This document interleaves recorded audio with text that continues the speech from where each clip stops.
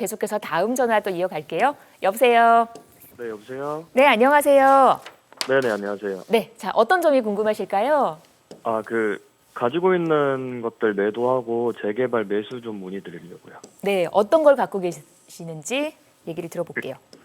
일단 부모님 명인데, 네. 청라의 호반 영무 예단 매도하고, 네, 북의 4구역 매수 생각 중이라서, 네, 그러니까 입주권을 매수하고 싶다는 말씀이신 네네. 거죠? 네.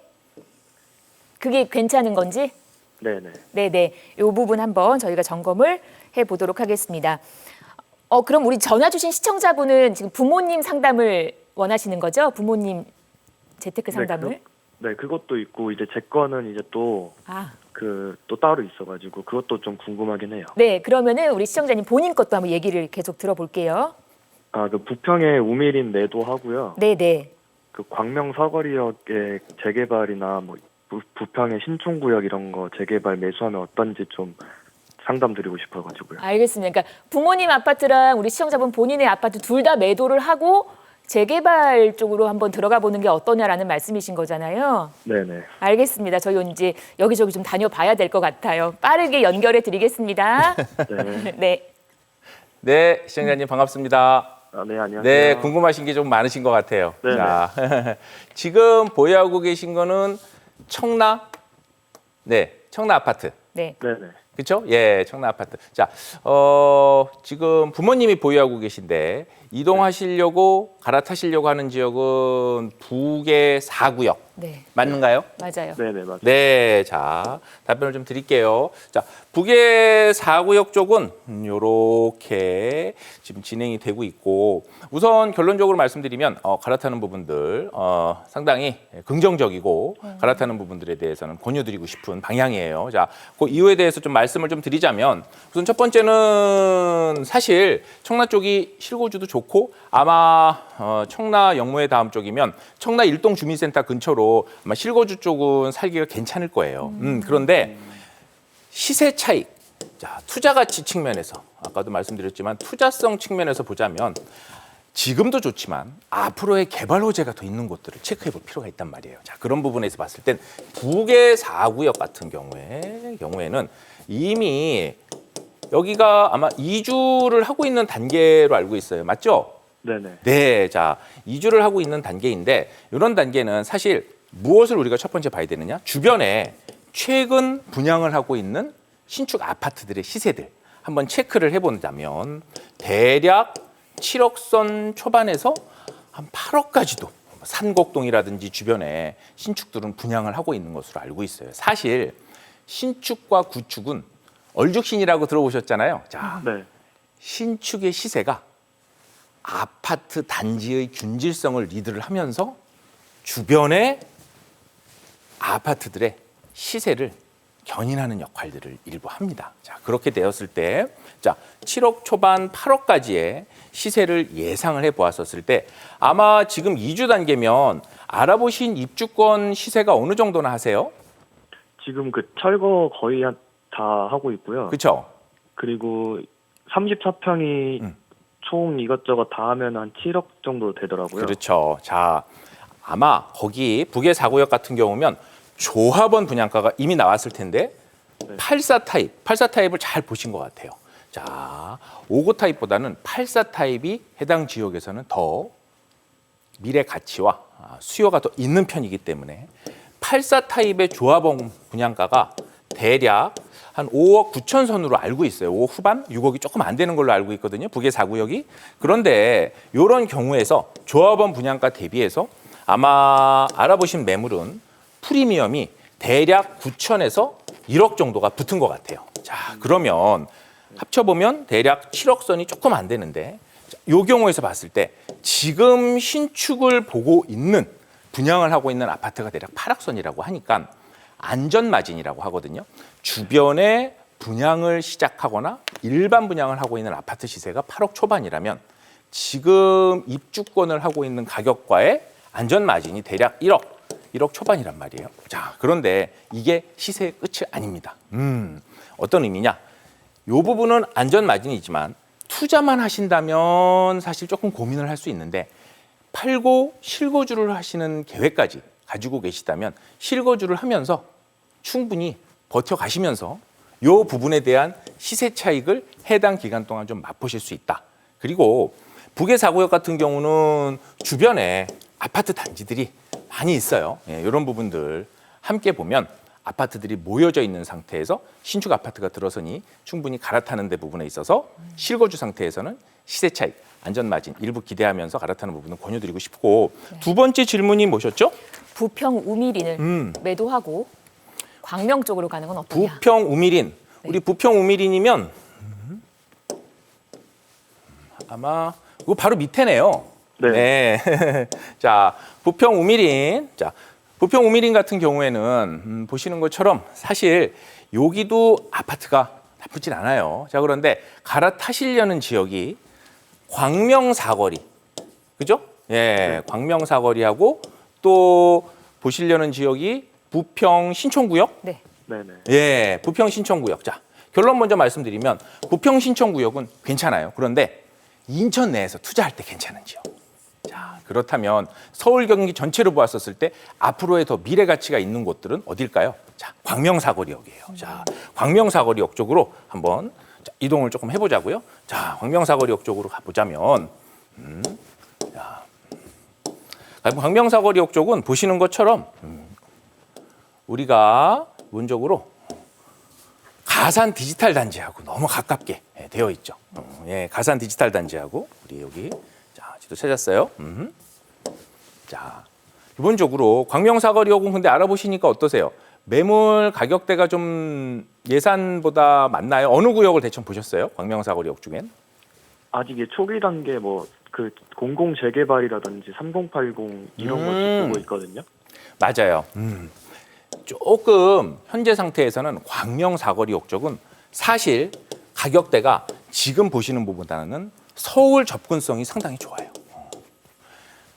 매물 가격대가 아까 보셨던 부평 우민이라든지 북의 4구역보다는 가격대의 흐름이 클 수밖에 없고 같은 형태의 모멘텀이 왔었을 때 훨씬 더 가격 상승의 흐름을 많이 보여주는 곳이란 말이에요. 이런 형태에서 봤을 때 사실 가산 디지털 단지라든지 주요 중심 업무지구하고 가까운 철산동 사실 서울권이라고 봐야 되고요. 역시 접근성이 좋은 광명사거리역 검토해 보시는 부분들은 사실 지금도 좋지만 앞으로도 더 단지 형태로 다 개발이 될 수 있는 곳들이라 미래 가치가 더 높다라는 부분 하나 체크해 드리고 싶고 특히 광명사거리역 같은 경우는 이미 11구역 같은 경우는 많이 시세가 높아요. 그래서 추천드리고 싶은 분들은 언급하셨던 것처럼 3구역, 7구역 같은 이런 구역들은 현재 초기 단계이지만 투자를 하셨을 때 같은 금액 대비 서울의 평균 주택 상승률을 월등히 상회할 수 있는 괜찮은 미래 가치가 기대되니까 부모님 쪽은 북의 4구역 쪽 이동하시는 부분들 괜찮은 방법 권유드리고 싶고 본인 경우에는 광명사거리역 쪽으로 이동하시는 부분들을 좀 추천드리고 싶어요. 네, 이렇게 좀 정리를 좀 해보도록 하겠습니다. 네네, 감사합니다. 네. 네, 반갑습니다. 집안에 이제 큰 변화의 바람이 불겠는데요. 뭔가 이제 투자에 큰 결심을 하셨는데 성공하시기를 응원하겠습니다. 계속해서 다음 전화 또 이어가겠습니다. 여보세요. 네, 안녕하세요. 네, 안녕하세요. 네. 네, 어떤 점 궁금하실까요? 예, 지금 살고 있는 집은 전세로 살고 있는데 네. 이 지역에 집을 매수를 해도 되나 이 집을 아니면 네. 그 일정 부분의 돈을 전세금을 빼서 그 다른 지역으로 옮길 수 있으면 마땅한 지역은 또 어디 부분에 있을까 싶어 좀 여쭤보려고요. 네, 어머니 지금 전세로 거주하신 데가 어디예요? 지금 수색동에 DMC 파인시티 자이 아파트입니다. 수색동의 파인시티 자이 몇 평 살고 계실까요? 34평에 있습니다. 34평 이제 전세로 거주하다 보니까 또 그 지역이 너무 좋잖아요. 그래서 이제 예. 아예 또 그냥 집을 살까 고민이라고 하셨는데 네. 어떻게 하면 좋을지 저희 홍정기 전문가 한번 바꿔드릴게요. 예, 네. 감사합니다. 네. 안녕하세요. 네, 안녕하세요, 시청자님. 네, 반갑습니다. 네. 반갑습니다. 네, 네. 자 시청자님 좀 고민이 되실 것 같아요. 자, 네. 대출을 받으신다고 하셨는데 네. 사실은 대출 받으실 때는 좀 신중하셔야 되거든요. 그렇죠. 네. 지금 나이도 있고 해서 앞으로 대출을 받아서 차고 나갈 수 있을까 고민도 좀 되고 그래서 그냥 그 금액 한도 내에서 될 수 있는 다른 지역을 집을 마련해야 되나 생각합니다. 네, 자 그래서 이런 부분에 있어서는 먼저 첫 번째 사실 현재 수색역 앞에 지금 보유하고 계시는 아파트들 이런 데 지금 아마 대략 위치 이 정도 된 것 같아요. 자, 우리 대부분 사실 결론 먼저 말씀을 드리면 우선 선택의 문제가 하나 있어요. 어떤 선택의 문제냐? 방금 나이가 좀 있으시고 대출금을 좀 많이 받으셔야 된다라고 하셨는데 현재 상태가 아마 요 파인시티 34평 같은 경우는 매매 시세가 12억대, 호가는 13억 선 요 사이 정도로 알고 있거든요. 네. 네. 그리고 전세가 대략 6억 선에서 아마 7억 조금 이하 정도로 알고 예, 예. 있어요. 네. 자, 그러면 투자금이 6억대 정도가 지금 필요로 한 상태인데, 자, 5억 후반에서 6억이 필요한데 선택의 문제라고 제가 먼저 말씀드렸어요. 사실 제가 오늘 말씀드릴 수 있는 건 대출을 감당할 수 있는지 또 그 부분에 대해서 사실 견뎌내면서 버틸 수 있는지 또 대출의 흐름에 대해서는 현금 흐름이 좀 괜찮으신지는 사실은 시청자님이 조금 판단해 보셔서 내가 6억 정도의 자금을 이자를 내면서 버틸 수 있을까? 수입이 좀 있을까? 또 지금 보유하고 있는 자금이 좀 있으실까? 이런 부분들 판단하는 게 먼저 첫 번째일 것 같아요. 제가 답변 드릴 수 있는 부분들은 만약에 그런 부분들의 6억 정도의 대출을 추가로 받아서 또는 가지고 있는 현금하고 합쳐서 이 부분을 버티실 수 있다면 사실은 해당 지역은 상당히 앞으로 시세 차익이나 현금 흐름 또 이런 부분들, 그러니까 현금 흐름을 고려한 이후의 미래 가치, 즉 시세 차익을 볼 수 있는 그런 아파트 중에 상당히 괜찮은 아파트이다라는 부분 좀 말씀을 좀 드리고 싶어요. 자, 어떤 부분이냐? 기본적으로 수색은 예전에 우리가 알고 있던 구도심은 아니에요. 네, 이미 알고 계시겠지만, 자, 구도심이 아니고 여기는 이미 상암, 우리 디지털 미디어 시티역, 상암의 배후 주거지예요. 상암은 이미 방송과 IT, 서부권의 핵심 업무지구에 바로 배후 주거지 역할을 하고 있는 곳이 상암동이고 거기에 실제로 수색 뉴타운, 증산 뉴타운 같은 뉴타운의 개발의 흐름에 막바지 단계에 와 있는 형태이고요. 즉 재개발 호재가 있다. 즉 개발 호재가 있고 즉 삼박자를 다 갖춘 거예요. 개발 호재가 있고 또 철도교통 호재가 있어요. 철도교통 이미 알고 계시겠지만 거기 지하로 들어가는. 그렇죠. 철도교통이니까 고속철도 GTX 얘기도 나오고 있고요. 철도교통이 있고 세 번째는 가장 중요한 거 우리 2040 도시기본계획에서 늘 얘기하는 직주락 핵심 업무지구와 매우 가까워요. 네. 핵심 업무지구 가깝죠. 철도교통 들어오죠. 또 주변에 재개발, 재건축으로 새로운 아파트가 단지형으로 들어오고 있어요.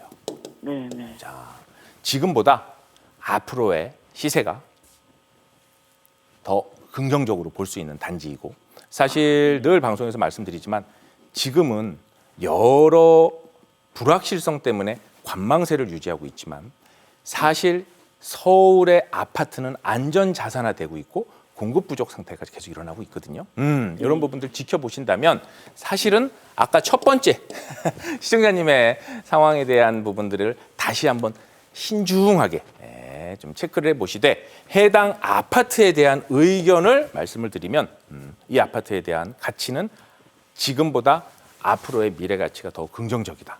이런 부분들로 한번 좀 정리를 해봐 드릴게요.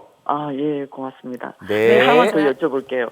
제가 그러면 한 8억 선에서 여기 만약에 못 사게 되면 네. 제가 한 8억 선에서 저 망원동 밑쪽에 한 작은 아파트들이 있더라고요. 네.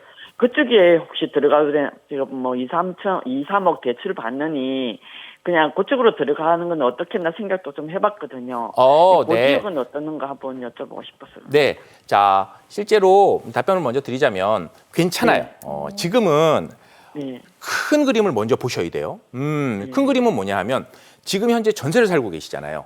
네. 네. 자금의 흐름이나 내 자금 보유 여력에 맞추어서 진행을 하시는 게 첫 번째라고 말씀드렸어요. 그런데 전세를 지금 사시는 것보다는 주택을 매수하는 쪽으로 방향성을 잡으셔야 되는 게 먼저 맞아요.